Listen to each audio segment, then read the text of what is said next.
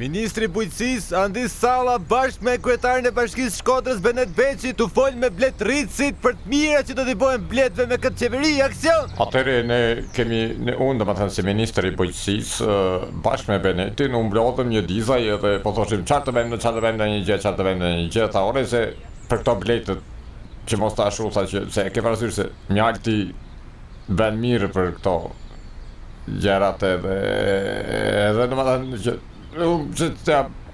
do të japim fonde, domethënë kredi të buta për bletët që duan të marrin koshere të re. Ke parasysh, domethënë kur janë një blet çiftiri që të marrin një koshere të re, se nuk i dilet, se tani edhe lufta në Iran e këto gjërat ndikojnë.